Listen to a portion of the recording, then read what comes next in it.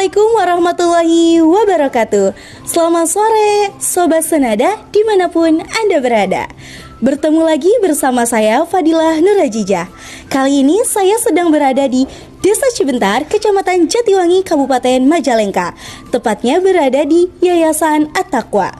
Oke teman-teman, di sore hari yang cerah ini kita akan sedikit mengulik perjalanan dari pembangunan Yayasan At-Taqwa, di mana yayasan ini banyak sekali muridnya. Tapi untuk lebih konkret dan lebih jelasnya, marilah kita tanya langsung kepada kepala sekolahnya. Ikuti aku terus ya. Let's go!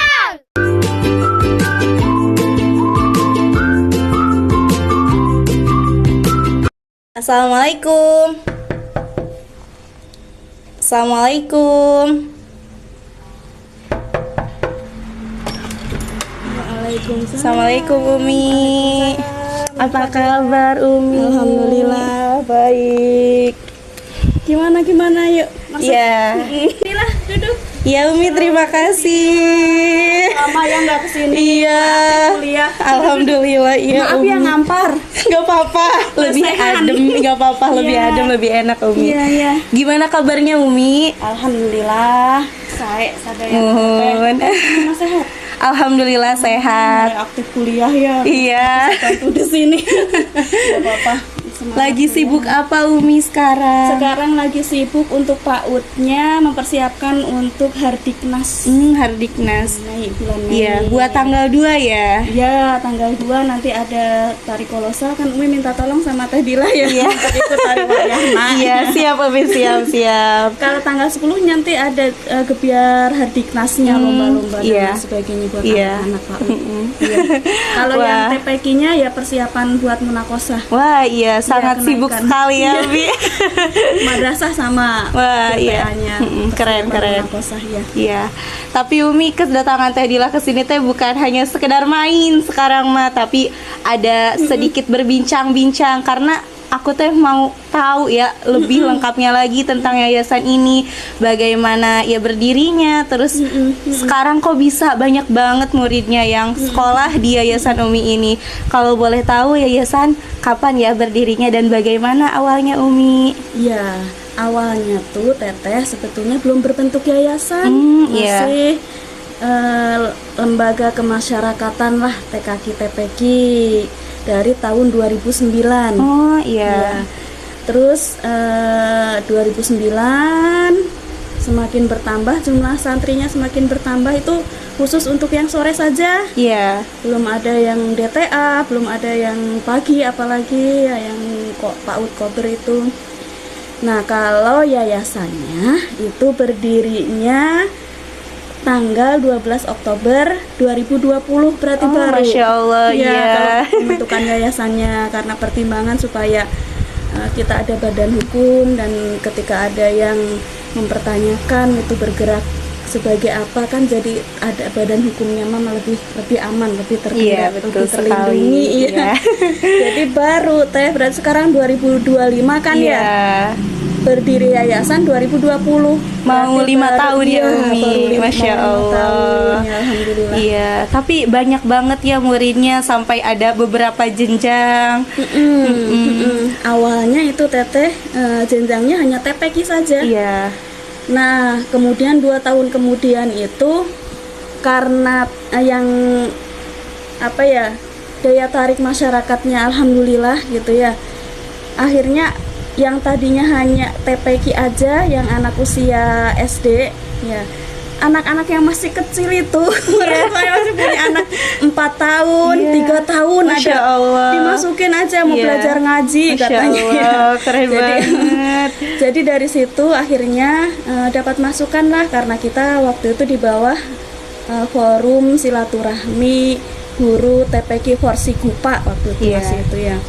Nah, disarankan karena ada usia yang TK katanya ya, udahlah bikin juga TKQ. Jadi masing-masing ada TKQ, ada TPQ-nya. Berawalnya dari situ semakin berkembang, akhirnya mulai yang pagi itu tahun 2000 2012-an lah mulai merintis yang pagi itu masih les-les calistung gitu. Iya, betul.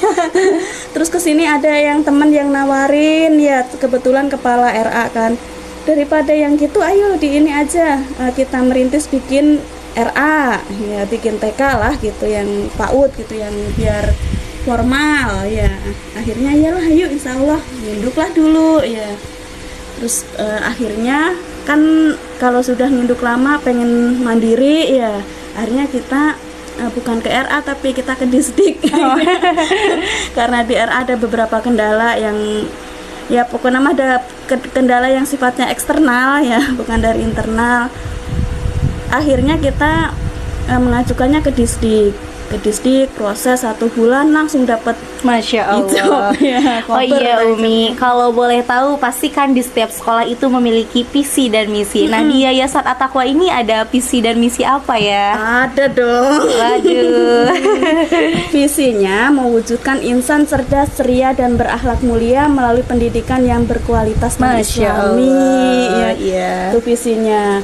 Misinya untuk mencapai visi itu kami membina anak-anak sejak dini karena ada kan tadi orang tua yang usianya 4 tahun udah dimasukin nih. Jadi sejak dini dalam mengenal Allah Subhanahu wa taala dan meneladani Rasulullah SAW sesuai dengan Al-Qur'an dan Sunnah. Masya Allah. Kemudian mengembangkan potensi, kemampuan dan pengetahuan yang dimiliki anak sesuai dengan tahap perkembangannya. Iya.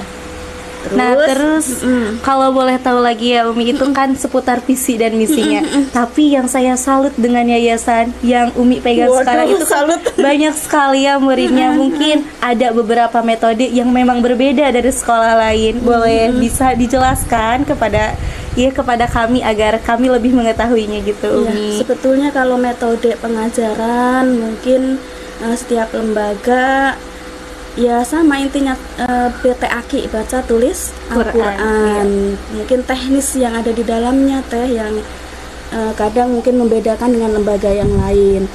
Kami coba mengevaluasi ya dari TPQ yang ada. Pertama, SDM pengajarnya itu kalau dilihat dari lembaga yang lain tuh dikit tuh. Jarang yang mau gitu ya.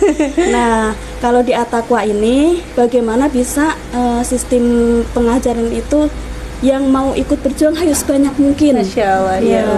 Jadi kita kadang juga mengambil Umi sama Abi itu sistem kaderisasi anak MTS yang dilihat nih yang berprestasi, ayo tarik ke sini, lumayan Masya gitu. Allah. Itu hitung kegiatan ekskul gitu yang ngajar anak-anak dengan catatan yang mereka tetap dibimbing. Tiap Sabtu itu kan di sini libur ya Jadi mereka tetap belajar tahsin, ya belajar membaca Al-Quran, tadarus bersama-sama, sekaligus Sabtu libur itu untuk musyawarah asatid, seperti itu. Itu yang dari SDM ya. Terus kalau yang dari materi, kami berusaha memusyawarahkan apa nih yang menarik buat anak-anak, cara pengajaran dan lain sebagainya. Iya, jadi Masya Allah banget ya metode pembelajarannya, berarti menggunakan tahsin ya Umi di sini untuk metodenya. Lalu kalau boleh tahu nih Umi jadi kepala sekolah itu mulai dari kapan ya? Sejak awal dari berdiri 2009. Iya, sudah lama sekali. 2009 sekarang 2024 2025. Iya Umi. Iya, udah ya intinya bukan kepala sekolah ya, kalau saya menganggap diri saya yang mengkoordinir aja lah gitu, memfasilitasi masyarakat dan teman-teman asatid, teteh-teteh yang masih sekolah bagaimana ilmu mereka tersalurkan gitu ya. Kalau kepala sekolah kesannya gimana gitu, walaupun di rapotnya memang ya tanda tangan. Jadi saya mah lebih suka saya dan asatid yang lainnya tuh seperti partner lah, rekan gitu ya, bareng-bareng berjuang gitu, seperti itu. Mempertahankan supaya bagaimana asatid ini tetap istiqomah ya, tetap bertahan, bahkan cinta dan bahkan sedih kalau sampai keluar. Masya Allah ya, betul sedih sekali ya. Tapi testimoninya seperti itu kan kadang karena kita sistemnya kaderisasi, merekrut asatid itu yang keluar dari aliyah biasanya mereka dituntut oleh orang tuanya kerja. Ya. Nah, pas dituntut oleh orang tuanya kerja, ya udah nggak apa-apa, ikram sama orang tuanya dulu. mereka curhat tuh, sedih, pengen lagi ngajar gitu, capek di pabrik gitu ya. Pas mereka sudah berkeluarga, mereka kembali ngajar kembali seperti itu. Itu kayaknya inti beda dari TPQ yang lain kan kadang susah pengajar. Kalau di sini mah hayu gitu. Hayu aja ya, terbuka gitu, jadi terbuka, untuk pengelolaan kerja sendiri. Terus Umi kalau boleh tahu ya, Umi kan bisa menyikapi sikap anak yang memang terkadang rewel ataupun kitanya ya sebagai pengajar naik turun mood. Nah, pasti. Guru-guru sendiri maupun Umi itu bagaimana menyikapi anak usia dini sehingga banyak sekali yang bisa sekolah ke sini? Ya, intinya menanamkan ke teman-teman guru, asatid itu kita kalau menyayangi anak orang lain dengan sepenuh hati, insya Allah Allah jaga anak-anak kita. Amin. Ya.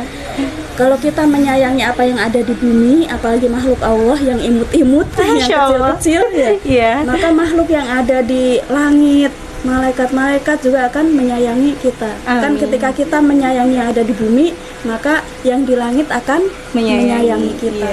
Gitu aja. Kasih motivasi terus pada diri sendiri, pada teman-teman gitu ya. Hayu, dan alhamdulillah sebagian besar ibu-ibunya ibu-ibu rumah tangga yang suaminya yang kerja, jadi bisa sambil ngasuh anaknya sendiri, bisa sambil kerja rumahan, sambil jualan. Alhamdulillah, insya Allah berkah. Amin. Ya, semoga yayasan ini dan TPQ, TKQ maupun madrasahnya semakin banyak muridnya. Amin. Terima kasih Umi, perbincangan sore hari ini sangat bermanfaat sekali untuk saya. Ya, terima kasih ya Umi, berhubung saya mau ada acara lagi, kayaknya buru-buru Umi belum bisa lama-lama. Udah lama nggak kesini. Terima kasih ya Umi. Ya, sama-sama teteh, semangat. Iya Umi, sehat-sehat Umi. Semangat teteh. Iya. Ditunggu kalau libur pokoknya. Iya, siap. Siap Umi, siap.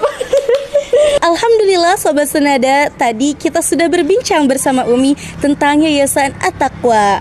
Oleh karena itu, bagi ayah, bunda, ataupun kakak-kakak yang memiliki adik maupun anak usia dini, barangkali mau sekolah ke TKQ, TPQ maupun madrasah yang berada di Cibentar, Kecamatan Jatiwangi, Majalengka, silahkan daftarkan untuk sekolah di sini.